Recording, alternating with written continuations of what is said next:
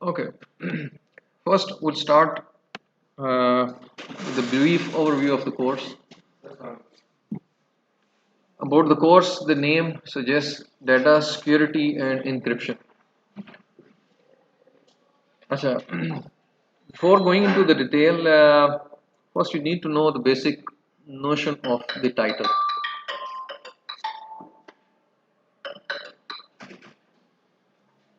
Actual जो title होता है उसका एक पर्पस है, ठीक है। विदाउट पर्पस कोई कोर्स नहीं होता, जैसे मैंने आपको डाटा स्ट्रक्चर्स में भी बताया था।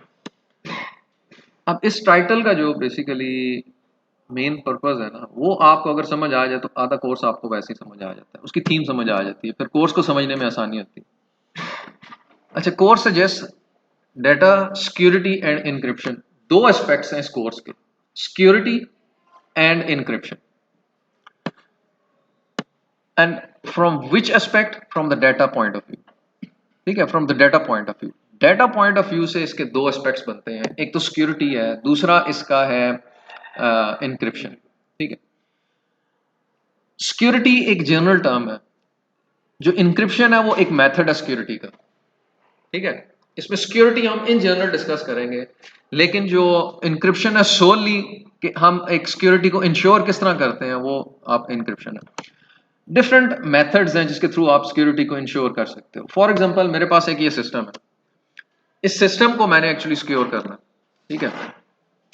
अब सिक्योर करने के लिए मैं कहता हूं कि इसको कोई व्यू ही ना कर सके, जो भी मैं whatever the files I am maintaining, no one should access it, ठीक है। तो ये एक सिक्योरिटी का पॉइंट ऑफ व्यू। अच्छा, मैं कहता हूँ कुछ स्टूडेंट्स हैं जिन पे मैं ट्रस्ट करता हूँ, सिर्फ वो इसको एक्सेस कर लें, वो इनमें से फाइल्स कॉपी कर लें, कुछ कॉपी करें कुछ ना करें।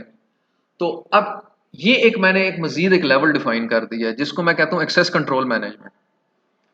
अब एक तो मैंने टोटली सिक्योर कर दिया था, वो एक अलग सिक्योरिटी का एस्पेक्ट है। अब दूसरा लेवल क्या है कि मैं कुछ प्रिविलेजेस दे रहा हूँ कुछ लोगों को कि वो सिर्फ इसको एक्सेस कर ले, और एक्सेस की भी प्रिविलेजेस मैंने डिफरेंट डिफाइन किए हैं। एक को मैं कहता हूँ वो मेरी फाइल्स कॉपी भी कर ले, दूसरे में कहता हूँ सिर्फ व्यू करे। अब ये actually I am defining the access control management, ये एक्सेस कंट्रोल मैं मैनेज कर रहा हूँ इसके ऊपर। ये एक और डिफरेंट लेवल है सिक्योरिटी का। अच्छा, अब इसमें हम जो डिस्कस कर रहे हैं वो डाटा पॉइंट ऑफ व्यू से। अब मैं कहता हूँ जो डाटा है मेरा, जो मैं कहता हूँ बिल्कुल कोई ना एक्सेस कर सके, ठीक है। अब जो स्टूडेंट आ रहे हैं यहाँ पे जिनको मैंने प्रिविलेजेस दी हुई हैं, उनको मैं कहता हूँ ये एक मेरी स्पेसिफिक फाइल है जिसमें मैंने मार्क्स मेंटेन किए हुए, इसको मैंने टोटली सिक्योर करना है, ना इसको कोई व्यू कर सके ना कुछ और कर सके। उसका तरीका क्या है? इसको मैं इनक्रिप्ट करके इसमें रख लूंगा। अब जब मैं इनक्रिप्ट करके इसमें रखता हूं, तो इंक्रिप्शन का बेसिकली टेक्निक ये भी एक सिक्योरिटी इंश्योर की है। इंक्रिप्शन में बताता हूँ होती है, अब उसमें इंक्रिप्ट होता है ये है कि वो अनरीडेबल फॉर्म में होता है, you can not read it, ठीक है। अब इंक्रिप्शन की टेक्निक क्या है कि आप डाटा को एक्चुअली मास्क कर देते हो, या उसको एक फॉर्म से दूसरी फॉर्म में ट्रांसफर करते हो कि वो रीडेबल नहीं रहता।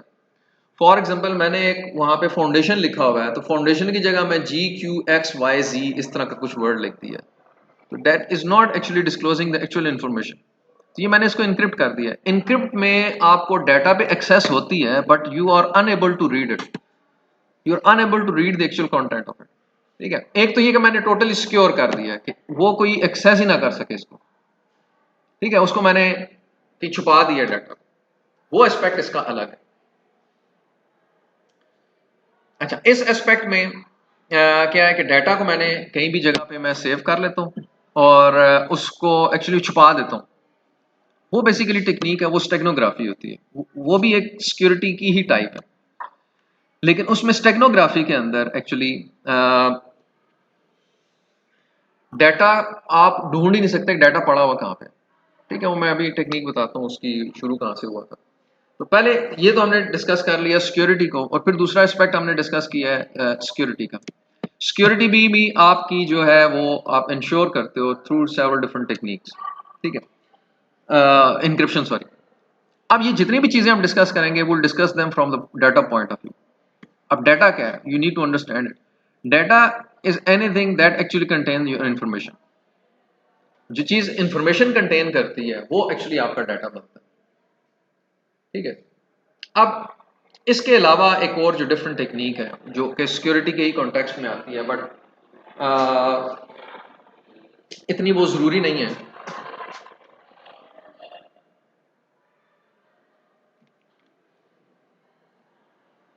अच्छा, एक और एस्पेक्ट है, वो है कि आप डाटा एनोनिमाइजेशन कहते हैं।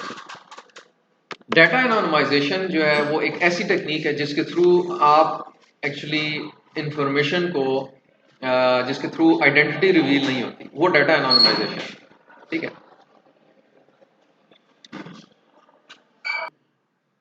अच्छा, डाटा एनोनिमाइजेशन की एक टेक्निक है जिसके थ्रू आप देखें कि आपने एक्चुअली इंफॉर्मेशन को, जो बंदे का नाम है वो आप डिस्क्लोज नहीं करते, but still through some information मैं पिन पॉइंट कर सकता हूँ कि ये कौन सा बंदा है, ठीक है। वो इस तरह है कि एक स्टूडेंट है, फॉर एग्जांपल मैं कहता हूँ कि एज उसकी 23 है, जेंडर उसका मेल है, ठीक है, और उसका एड्रेस फला है, for example Tulsa road, house number फला फला फला।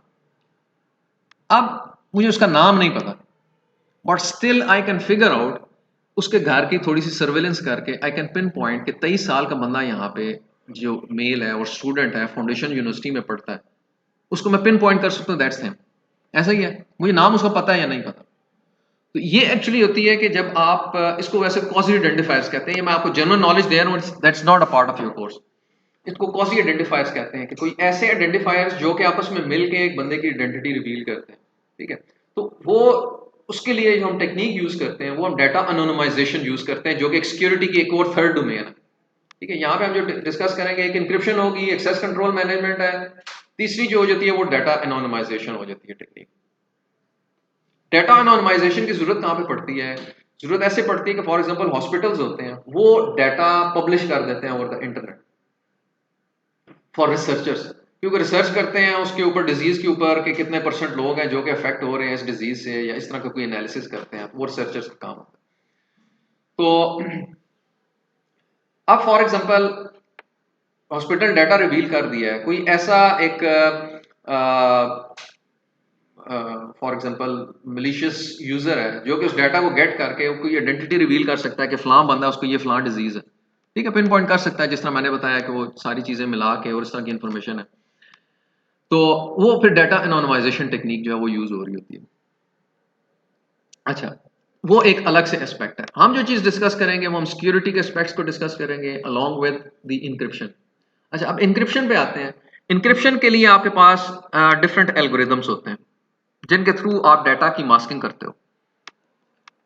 हर इंक्रिप्शन एल्गोरिदम की एक पर्टिकुलर की होती है, ठीक है। अब की ये होती है जिसके थ्रू आप इंफॉर्मेशन को लॉक करते हो और अनलॉक करते हो। ऐसा कोई इंक्रिप्शन का एल्गोरिदम नहीं होगा जिसकी की नहीं होगी। अगर की नहीं है तो दैट मीन्स कि you can not actually, you can lock it but you will not be able to unlock that information. Unlock मतलब ये है कि आप इसको डिक्रिप्शन कर देते हो। एक तो इंक्रिप्शन है ना, कि जिसको आप इनकोडिंग भी कहते हो इंक्रिप्शन में, कि उसकी एक स्टेट से दूसरी स्टेट पे और अनरीडेबल स्टेट में लेके जाते हो आप उसको, वो एक्चुअली इंक्रिप्शन है। लेकिन वो प्रोसेस होता है कि प्रोसेस के थ्रू जाती है और उसमें हम एक इनपुट देते हैं और दैट इज योर की, ठीक है।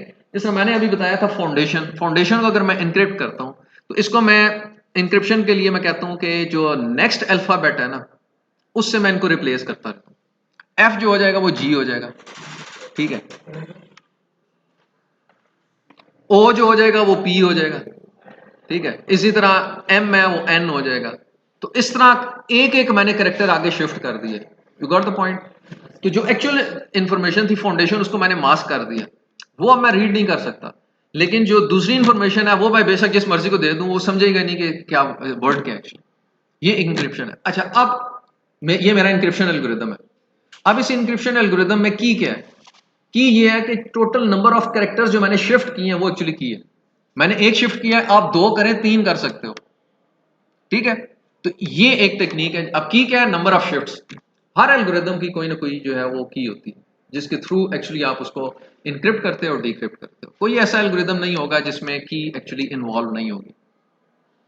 तो ये आपकी टेक्निक है। और ये जो मैंने एग्जांपल कोट की है, ये सीजर साइफर है, जो कि पहले शुरू में एक साइफर निकला था। इंक्रिप्शन के थोड़ा मैं बैकग्राउंड आपको बताऊं कि शुरू में जो स्टार्ट हुआ था एक्चुअली वो स्टेगनोग्राफी से स्टार्ट हुआ था। शायद आप नाम सुना है। Steganography is the technique through which actually you hide the data. वो एक्चुअली इंक्रिप्शन नहीं है, स्टेगनोग्राफी इंक्रिप्शन नहीं है, ये याद रखिएगा, ठीक है। अभी सिक्योरिटी का आप पढ़ रहे हो, सिक्योरिटी में आपको इन चीज़ों का बेसिक्स जो है वो पता होना चाहिए, ताकि कहीं बात करना हो तो आप उसको एक्यूरेटली इंफॉर्मेशन को एक्चुअली डिसमिनेट कर सको। स्टेगनोग्राफी एक और टेक्निक है। स्टेगनोग्राफी होती है आप हाइड कर देते हो इन्फॉर्मेशन को, ठीक है। फॉर एग्जाम्पल ये ड्रामा आपने अर्तुगरुल देखा होगा, उसमें एक ऐसा सीन था कि एक बंदे का उसने वो हेड शेव किया था और उसके नीचे वो थोड़ी सी इंफॉर्मेशन लिखी हुई थी।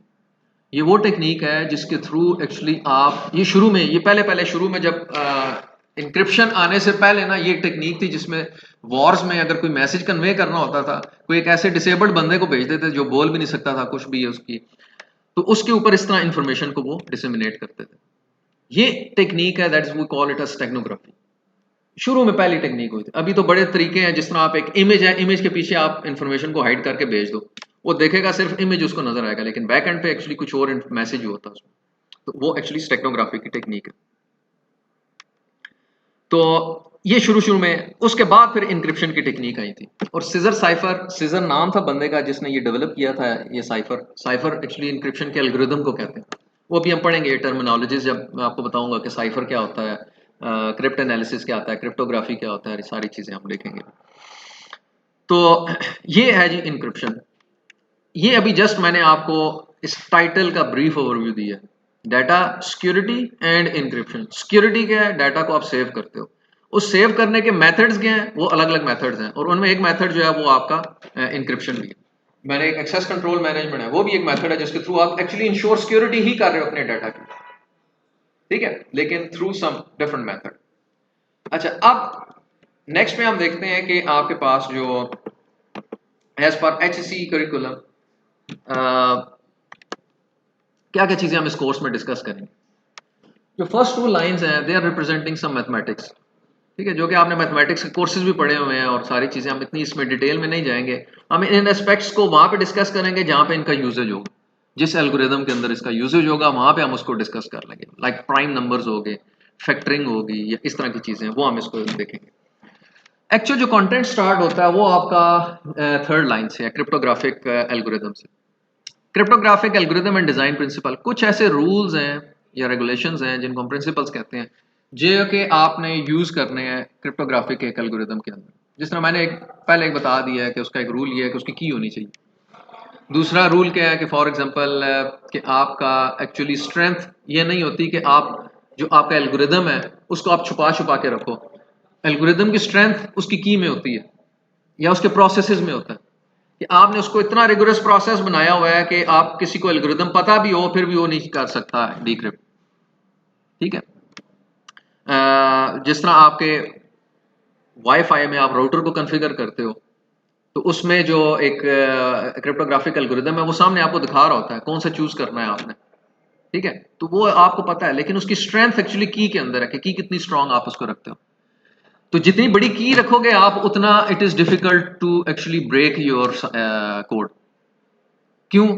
देखें, अब एक होता है ना कि आपने 4 वर्ड का लिखा हुआ, 4 वर्ड के 2 रेज़, अगर for example 1s and 0s में तो 2⁴ इतने कॉम्बिनेशन बनते हैं, ठीक है, तो वो उतने, उसके बाद वो डिसाइफर हो जाएगा, आप उस कोड को ब्रेक कर लोगे। क्योंकि देखिए आपकी जितनी भी इंफॉर्मेशन है वो होती तो 1s and 0s में ही है ना बैक एंड में, तो आप कहीं ना कहीं उसको ब्रेक कर लेते हैं। अगर आपकी एक 32 बिट है तो 2⁻32 करें कितना बड़ा नंबर बनता है। और आजकल जो कीज आती हैं वो 512 और 1024 बिट्स की होती हैं, और इसको डिसाइफर, मैं भी आपको एक चार्ट दिखाऊंगा आगे जब हम इसको देखेंगे, उस चार्ट के अंदर you will come to know कि कितना टाइम लगेगा एक कोड को ब्रेक करने के लिए। और ये जो मैंने बताया ना 512 वाला, इसके लिए आपको पता नहीं कितने ईयर्स चाहिए ब्रेक करने के लिए। ईयर के आपकी कंप्यूटेशन कॉन्टिन्यूसली कोई 100 साल या इससे भी ज्यादा वो चलती रहेगी, फिर उसके बाद वो कहीं ब्रेक करेगा जी। तो इतना इस तरह जो स्ट्रेंथ बनाती है वो आपकी की लेंथ पे होती है, की लेंथ कितना है। अच्छा, अब उसमें भी फिर अलग से अलग वेरिएशंस आती हैं, जिस तरह आपको ये पासवर्ड वाले कहते हैं ना कि इसमें अल्फा न्यूमेरिक हो, स्पेशल कैरेक्टर्स हो, वो उतना ज्यादा। अब देखो, अगर सिर्फ मैंने अल्फाबेट्स रखा है तो 26 पॉसिबल कॉम्बिनेशन है, तो 26 फैक्टोरियल के बाद मैं कॉम्बिनेशन बनाने के बाद वो 26 फैक्टोरियल उसकी एक्चुअली स्ट्रेंथ है, ठीक है। अब एक मैंने अल्फाबेट्स भी रखे हैं, साथ नंबर्स भी रख दिए हैं, उसके साथ मैंने नंबर्स 1 से 0 से लेकर 9 तक होते हैं, ठीक है, बाकी उसके फिर कॉम्बिनेशंस बनते हैं। उसके बाद जो है आपके स्पेशल कैरेक्टर्स हैं, तो वो देखें जब से सारा मिक्सचर बनेगा उसका फैक्टोरियल लो वो ज्यादा नंबर बड़ा बनेगा, it is difficult to break, इसीलिए कहते हैं कि ज्यादा वेरिएशंस होनी चाहिए आपके पास, ठीक है। अभी हम जाके आगे देखेंगे अटैक्स की पॉसिबिलिटीज कौन सी होती हैं, कितने किस्म के अटैक्स होते हैं, जिसमें एक तो ये है कि आप डिक्शनरी अटैक करते हो। डिक्शनरी अटैक में कुछ वर्ड्स आपने सेव किए हुए कॉमन, मोस्टली स्टूडेंट होते हैं किसी का नाम रख देते हैं, अपनी डेट ऑफ बर्थ रख ली, ठीक है, तो वो एक है तरीका, वो कॉमन चीजें उसमें रखते हैं और वो गैस हो सकती हैं डिक्शनरी के अंदर। डिक्शनरी में क्या है कि जितने भी पॉसिबल वर्ड्स हैं वो एक एक करके ट्राई करता है उसके साथ। एक होता है ब्रूट फोर्स अटैक, एक डिक्शनरी अटैक ये मैंने बताया, एक होता है brute force attack. Brute force में you try each and every combination, जो मैंने बताया ना एक एक कॉम्बिनेशन ट्राई करता है तो वो नंबर ऑफ ईयर्स उसको रिक्वायर्ड है उसको ब्रेक करने के लिए, इसको कहते हैं ब्रूट फोर्स अटैक, ठीक है। उसके लिए आप शुरू से स्टार्ट करते हो और जितने भी हैं वो आप कॉन्टिन्यूसली उसको एक एक कॉम्बिनेशन जो है वो ट्राई करते रहते हो और उसको you try to break it, तो ये चीज अलग है। अच्छा, अब इसके हम वो प्रिंसिपल्स वगैरह देखेंगे, जनरली ओवर भी मैंने आपको दिया है। फिर उसके बाद है कि including conventional and symmetric encryption, दो तरह की इंक्रिप्शन है जो उसमें कैटेगरी में फॉल करता है आपकी इंक्रिप्शन, वो है एक सिमेट्रिक है और एक एसिमेट्रिक है, ठीक है, दो तरह की, सिमेट्रिक और एसिमेट्रिक। ये दो बेसिक ग्रुप हैं जिसके अंदर जितने भी आपके इंक्रिप्शन के एल्गोरिदम है वो किसी एक कैटेगरी को में फॉल कर रहा हो। टेक्निक क्या है इनमें, या इनमें बेसिकली रीजन क्या है? सिमेट्रिक, सिमेट्रिक वैसे भी आप कहते हैं ना कि ये काफी चीजें सिमेट्री है इन दोनों में, ये सिमेट्रिक हैं, एक जैसी हैं। तो उसमें टेक्निक ये होती है सिमेट्रिक इंक्रिप्शन में, जो सेंडर और रिसीवर दोनों जो की यूज कर रहे होते हैं ना इंक्रिप्शन और डिक्रिप्शन के लिए, वो एक की यूज करते हैं, उसके लिए इसको सिमेट्रिक इंक्रिप्शन की। अब जितने भी एल्गोरिथम्स हैं यहाँ पे आके दिए हुए हैं वो देखें, जो उसकी डिटेल है, डेस है, डेटा इंक्रिप्शन स्टैंडर्ड है, फिर उसके बाद आइडिया है, ब्लोफिश, रेंजडेल, RC4, RC5, ये जितने भी एल्गोरिथम्स हैं ये एक्चुअली सिमेट्रिक इंक्रिप्शन है। इनमें एक की यूज हो रही होगी, सेंडर भी एक की यूज करेगा, रिसीवर भी एक की यूज करेगा, सेम की यूज होगी, ठीक है, इसलिए इसको सिमेट्रिक कहते हैं क्योंकि दोनों में सिमेट्री है, सेंडर और रिसीवर दोनों में, जो दो आपस में कम्युनिकेट कर रहे हैं, डाटा एक्सचेंज कर रहे हैं। दूसरा जो है वो है एसिमेट्रिक इंक्रिप्शन, उसी से आगे लिखा। एसिमेट्रिक में आपके पास दो कीज होती हैं, सेंडर के पास दो कीज होंगी, रिसीवर के पास दो कीज होंगी और दोनों की कीज डिफरेंट होंगी, उनमें सिमेट्री नहीं है, वो अलग अलग है, इसलिए उसको एसिमेट्रिक कहते हैं, ठीक है। वो पैराडाइम मैं अलग से डिस्कस करूंगा। उसमें एग्जांपल क्या है? RSA है, ठीक है। एक RSA जो एक ये एक्चुअली दो रिसर्चर्स थे जिन्होंने ये डेवलप किया था एल्गोरिथम RS, ठीक है, रिवेस्ट और एस से क्या बनता है, तो ये उन्होंने एल्गोरिथम, इसको हम डिटेल में डिस्कस करेंगे। ये एक है एसिमेट्रिक में, ये दो पर्पसेस के लिए यूज होता है RSA एल्गोरिथम। एक पर्पस उसका क्या है कि आपका की जनरेशन के लिए भी यूज होता है और दूसरा इंक्रिप्शन डिक्रिप्शन के लिए भी यूज होता है, ठीक है। वहां पे इंक्रिप्शन जो है सिमेट्रिक, उसमें एक की यूज हो रही होती है और वो की आप प्री डिटरमिन करते हो, ठीक है। दूसरा डेफी-हेल्मन एसिमेट्रिक के अंदर, डेफी-हेल्मन एल्गोरिथम को भी हम डिस्कस करेंगे। डेफी-हेल्मन एल्गोरिथम एक इतना जबरदस्त किस्म का एल्गोरिथम है जिसमें, खैर इसको अभी मैं नहीं बताता मैं डेफी-हेल्मन को, उससे पहले मैं उसका एक शॉर्ट कमिंग डिस्कस करूंगा सिमेट्रिक का। सिमेट्रिक का सारों से बड़ा, देखें एसिमेट्रिक और सिमेट्रिक दोनों की सिग्निफिकेंस भी है और ड्रॉबैक भी है। सिक्योरिटी दोनों की सेम है, सिक्योरिटी पे कंप्रोमाइज नहीं है इन दोनों का, लेकिन जो ओवरहेड आता है उनमें, सिमेट्रिक के अंदर आपके पास सारों से बड़ा जो इशू है वो की एक्सचेंज का है। देखिए अब दो बंदों ने बात करनी है आपस में, अब हम कैसे की डिटरमिन करें कि हम दोनों के पास एक की हो? प्रॉब्लम है ना, one is sitting here, another one sitting in another city. या तो ये कि वो फोन कॉल करें और उस पर कहें कि भाई ये की मैं डिसाइड कर रहा हूं, ठीक है, एक तो ये तरीका है। दूसरा ऐसा कोई ऐसा तरीका हो कि मैं एक डेवलप करूं की और मैं की उसको सेंड कर दूं, ठीक है, वो भी प्रॉब्लम है। तो सिमेट्रिक के अंदर सारे से बड़ा जो प्रॉब्लम है वो ये है कि आपका की एक्सचेंज का। एसिमेट्रिक इसको रिजॉल्व करता है। एसिमेट्रिक जो सिमेट्रिक का जो शॉर्ट कमिंग है ना, इसको रिजॉल्व करता है एसिमेट्रिक। उसके अंदर इतना अच्छा वो तरीका है, मैं बताऊंगा। लेकिन एसिमेट्रिक का अपना ओवरहेड है, वो ये है कि वो स्लो है, लेकिन सिक्योरिटी इक्वल है दोनों की। क्यों स्लो है? क्योंकि उसमें दो कीज इन्वॉल्व होती हैं। जिसमें मैंने कहा था ना, दो की सेंडर के पास है, दो रिसीवर के पास है, वो दोनों की यूज करता है वाइल सेंडिंग डाटा। अब वो उसका ओवरहेड है, पहले एक की यूज करेगा फिर दूसरी की यूज करेगा, तो ओवरहेड आ गया, स्लो हो गया प्रोसेस, तो इसलिए वो स्लो है। लेकिन सिक्योरिटी दोनों की इक्वल है। इसमें एक और आता है डेफी हेलमैन। डेफी हेलमैन जो है वो एक्चुअली की एक्सचेंज प्रोटोकॉल, बड़ा जबरदस्त किस्म का एल्गोरिथम है कि अगर मैं की एक डिसाइड करूं, मैं ऑटोमेटिकली आप तक वो सेंड कर लूंगा की। ठीक है, वो क्या प्रोसेस है, we'll discuss it in more detail.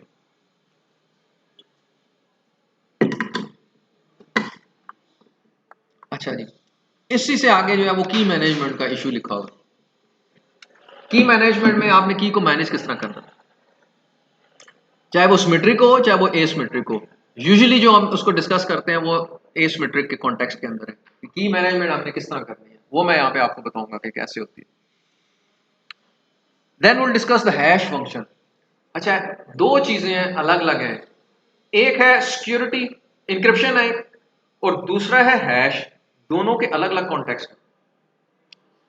Hash का पर्पस अलग है, इंक्रिप्शन का पर्पस अलग है। ठीक है, इंक्रिप्शन का पर्पस क्या है कि आपने डाटा को हाइड करना होता है और फिर आपने उसको दोबारा उसी फॉर्म में ले आते हैं, ओरिजिनल फॉर्म में। ये इंक्रिप्शन की प्रॉपर्टी है। इंक्रिप्शन है और फिर डिक्रिप्शन है कि पहले आप उसको कन्वर्ट करोगे, ठीक है, कैसी फॉर्म के अंदर, और फिर उसको रिवर्ट करोगे ओरिजिनल फॉर्म के अंदर। जिस तरह फाउंडेशन को मैंने किया था, ऐसी फॉर्म में it was difficult to read, फिर उसको दोबारा उसको मैं अगेन अपनी एक्चुअल फॉर्म में मैं उसको लेके आ। हैश जो है उसका पर्पस डिफरेंट है। हैश का पर्पस क्या है कि हैश आप यूज करते हो जस्ट टू इंश्योर कि डाटा जो आपको रिसीव हुआ है वो ओरिजिनल रिसीव हुआ है, वो कहीं चेंज तो नहीं हो गया during transmission.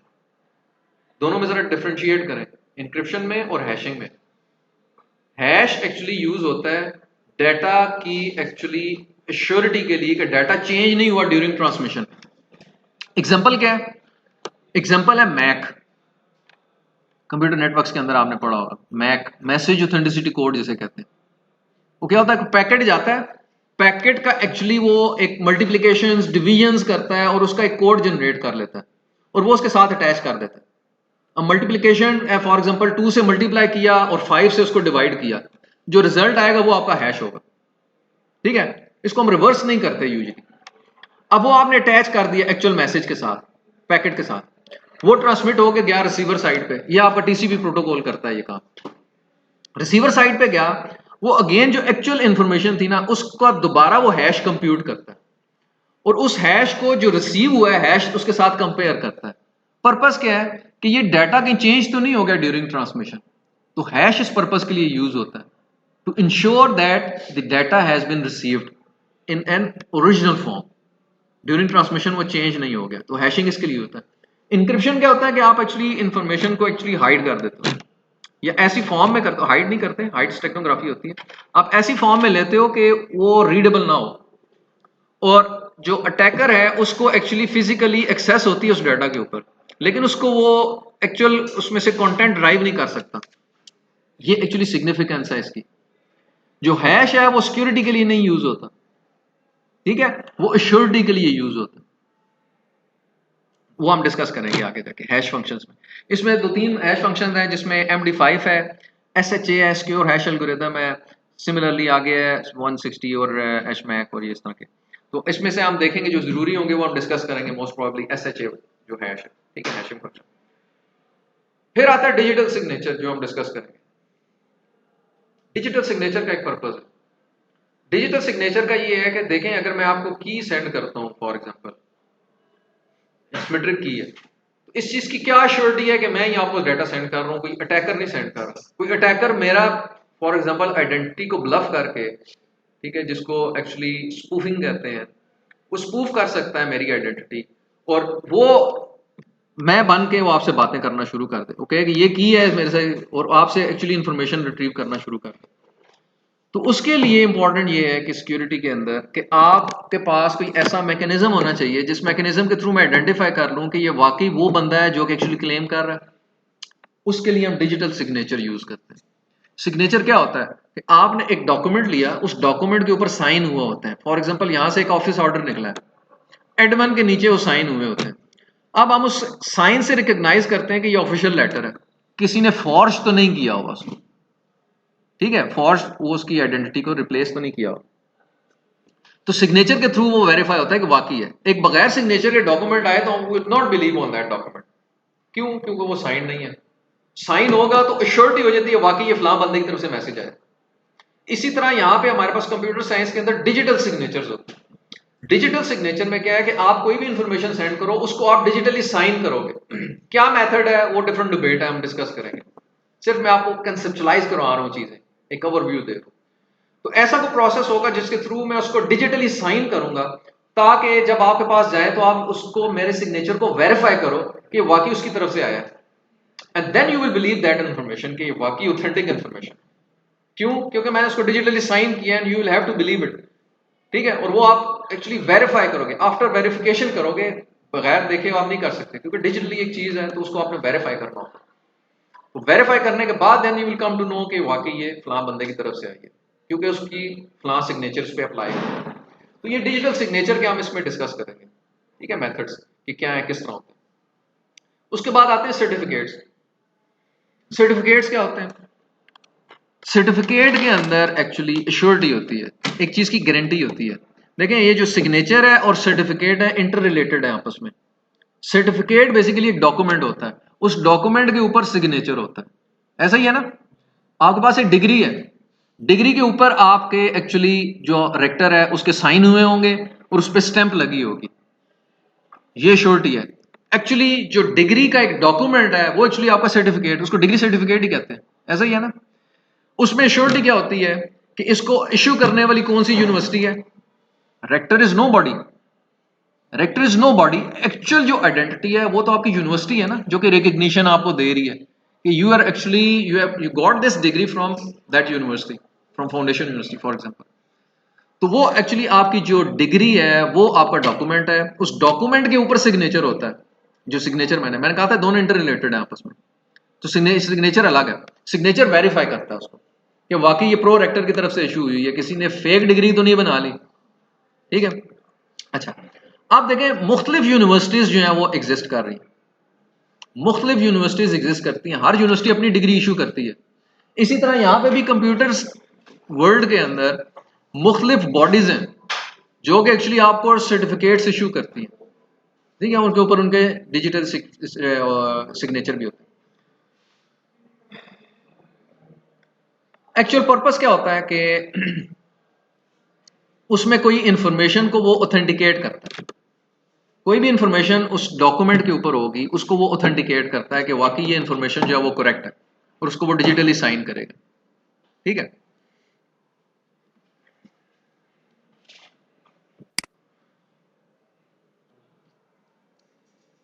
Then will discuss authentication protocols. ये ऑथेंटिकेशन प्रोटोकॉल है जो कि एक्चुअली ऑथेंटिकेट करते हैं। दो चीजें होती हैं, याद रखनी है आपने, एक होता है ऑथेंटिकेशन, एक होता है ऑथोराइजेशन। क्या डिफरेंस है दोनों? Authentication and authorisation.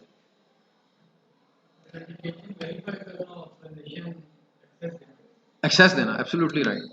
Authentication basically ये होता है कि आप एक्चुअली किसी की आइडेंटिटी को वेरीफाई करते हो। कोई भी चीज वेरीफाई करना है वो आपने एक्चुअली उसको ऑथेंटिकेट करते हो। आप यूजर नेम पासवर्ड डालते हो ना, ऑथेंटिकेशन प्रोसेस है। आप एक्चुअली सिस्टम को प्रूव कर रहे हो कि that's you through your user name and password, because you are the only one who knows the user name password, no one else knows. वो एक्चुअली ऑथेंटिकेशन है, you are authenticating yourself to some system. Authorisation क्या है? मैं कहता हूं ये एक mobile है, ये कोई भी नहीं यूज कर सकता, स्वाय फॉर एग्जांपल CR, ये CR से मेरा मोबाइल यूज करेगा, बाकी कोई भी नहीं यूज करेगा। ये मैंने उसको ऑथराइज किया हुआ। ठीक है, वो कहते नहीं कि are you authorise to use this thing, तो वो एक्चुअली ऑथराइजेशन। ऑथराइजेशन में आप किसी को एक्सेस देते हो उस चीज के ऊपर, वो एक्चुअली आप उसको ऑथराइज कर। तो ये दो अलग अलग पैराडाइम्स है, ऑथराइजेशन और ऑथेंटिकेशन का। तो यहाँ पे हम जो चीजें डिस्कस करेंगे वो ऑथेंटिकेशन के ऊपर है। जो ऑथराइजेशन है वो एक्सेस कंट्रोल मैनेजमेंट में आती है, ठीक है, वो इसका पार्ट नहीं है, ठीक है, वो किसी डिफरेंट कोर्स में हो सकता है। अच्छा, फिर हम देखेंगे electronic mail security. Electronic mail में एक्चुअली ईमेल सिक्योरिटी आती है। ईमेल सिक्योरिटी, ईमेल सिक्योरिटी में दो प्रोटोकॉल्स हैं, एक एसमाइम है और दूसरा पीजीपी है, ठीक है। दोनों ईमेल के ही एक्चुअली प्रोटोकॉल्स हैं जिनको हम डिस्कस करेंगे। पीजीपी प्रीटी गुड प्राइवेसी है, इसका एक अपना एक अलग से पैराडाइम होता है कि ये सारा आपका ईमेल सिस्टम किस तरह चलता है और ये किस तरह सिक्योर हो रहा होता है, ठीक है, will discuss it. Then web security and protocol for secure electronic e commerce, ये अगर टाइम हुआ तो हम ये डिस्कस करेंगे जी, ठीक है। सी डिस्क्रीट क्रिप्टोग्राफिक एल्गोरिथम्स है, ठीक है। इंक्रिप्शन हम देखेंगे। IPsec है, इंटर प्रोटोकॉल सिक्योरिटी। अच्छा देखें, ये जितनी भी चीजें हम डिस्कस करेंगे will discuss them from the security point of view, from the data point of view, data security point of view. अब डाटा के अलग अलग फॉर्म्स हैं। एक डाटा आपने स्टोर किया हुआ है, ये एक अलग उसकी स्टेट है डाटा की। एक डाटा आपका एक्चुअली फ्लो करके जा रहा है ओवर द नेटवर्क, वो एक अलग से एक्चुअली उसका जो एक प्रोसेस बनता है। तो यहाँ पे जो IPsec है ये आपको इंटरनेट प्रोटोकॉल सिक्योरिटी प्रोवाइड करता है कि आपका डाटा यहाँ से जब ट्रैवल होकर जाएगा ना ओवर द नेटवर्क, तो ड्यूरिंग द नेटवर्क आप डाटा सिक्योर होना चाहिए, क्योंकि कोई भी आपके डाटा को वायर से कलेक्ट कर सकता है और वो अगर इंफॉर्मेशन आपकी सिक्योर नहीं है तो वो रीड कर सकता है आपकी इंफॉर्मेशन। दूसरा लेवल क्या था कि सिस्टम के ऊपर आपके पास डाटा पड़ा हुआ और सिस्टम को हमने सिक्योर करना, उस डाटा को सिक्योर करना, तो वो सिस्टम लेवल सिक्योरिटी या डाटा सिक्योरिटी वो अलग होगी।